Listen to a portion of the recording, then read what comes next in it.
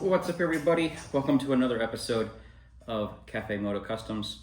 Today I'm going to be working on acid washing my gas tank. So I've got some OSPO here, and it's a phosphoric based product, and it's going to neutralize the rust. So I think on my last video I showed you guys that I had pulled some dents. I media blasted this. It's been in raw metal now for a little while, and my oily hands have been all over it, and so it's rusted. And I thought it'd be great to show you guys what OSPO can do. Now, a lot of people, well, I wouldn't say a lot, but I'd say the community is a little divided on this. Prepping your panels with OSPO before paint. Some people are all about it, others aren't. I can speak from experience that PPG makes a great product. It's another phosphoric-based product, but it's a little more well-suited to the automotive industry and to the automotive paints. I've had success with OSPO, although I will say it's a little tricky to get it right. And the devil's kind of in the details with that, you know. If you let the OSPO sit for too long, it can actually sort of create a coating. So it's a very strange surface coating that's on it. And so it's also very difficult to get off. It doesn't sand off easily. It doesn't wash off easily with solvents or anything.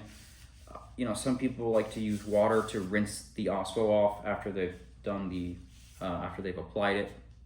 Me personally, I've actually had success immediately coming back over it with lacquer thinner, and that's just to remove the residue. I'm sure some people will bark at me and say, well, that's probably not what you should do. I've had success with it, and I've painted quite a few cars. Never really had anything come back, so I can't really complain.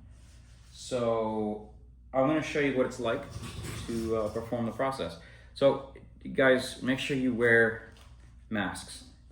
You know, it is an acid, it does gas off a little bit, and then with the lacquer thinner, it gases as well. I'm going to do a quick demo without the mask so I can talk to you guys while I'm doing it, but once I actually start getting into it, I'm going to be wearing it for sure. So what I'll do is just take your Scotch-Brite pad, just douse a little OSPO on it, and a little bit spilled past the Scotch-Brite, and then just come over the panel, and what you want to do is just scrub it. It's pretty straightforward. The OSPO will work through the rust itself. You don't actually have to scrub it, but because, like I said before, is you don't want to let the OSPO sit for long. I'm trying to get quick results, so I'm going to try and work through the rust as fast as possible. So having the abrasion with the OSPO speeds the process up. And what you guys may not see is there's a couple spots here and there that don't come out so easy because of pits and pitting, and the rust maybe settle in a little deeper in some spots than others. So you guys spend a little more time there. But essentially, that's what you're looking at. So then I'll take a dry rag. I'm going to wipe off any extra residue.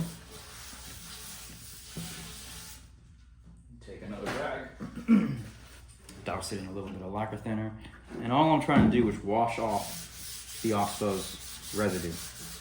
You don't want it to sit, and this stuff can set pretty quick. If you let it sit for 5 minutes, give or take, it'll start setting and it'll have a really weird surface layer. It's hard to describe until you experience it. And that's pretty much it. And so I won't actually do that process to the whole tank. I'll actually do spots at a time. I will, soak my Scotch-Brite, scrub it, wipe it, and then wash it off in isolated spots at a time so that none of the OSPO has time to sit. And once this is done, I'll let it sit overnight.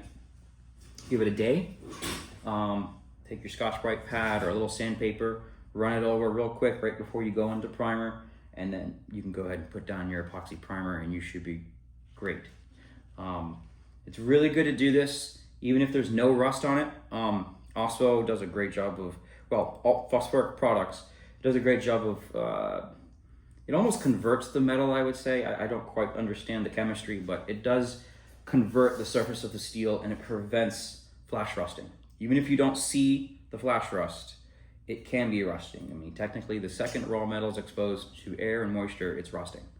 And this is like kind of an insurance policy that it's not. So, yeah, that's pretty much it. I'm gonna dive into it.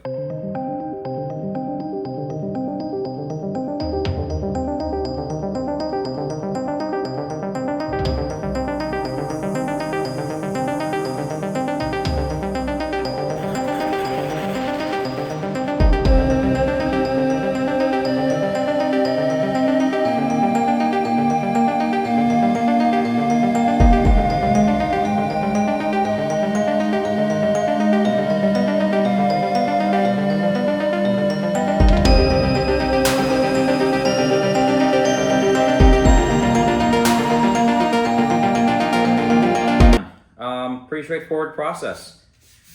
At this point forward, it's important to remember, don't handle it with your raw hands. Always wear clean gloves. Don't let any grease or grime or oils or anything get on it. Let it sit for 24 hours. And like I said, after the 24-hour period, right before you're ready to prime it, make sure you go over it with a Scotch-Brite pad or a light sandpaper. That's to get off any excess dried residue that kind of powders up, or it just creates a little bit of a surface sometimes. Go over it thoroughly. You want you don't really want anything in between the metal and your primer. So anything that looks a little funny, just hit with a little Scotch-Brite or some sandpaper. You should be good. Yeah, that's pretty much it. Quick fun fact before I go. You probably have heard the old wives' tale that if you dunk a rusty bolt into a can of Coca-Cola, it'll come out rust-free, and it's true because Coca-Cola has phosphoric acid in it, which is the most important part of this OSPO here. So, just a quick little fun fact for you. Think about that next time you have a Coke. That's it for today, guys. Hope you enjoyed my video. Like and subscribe, please.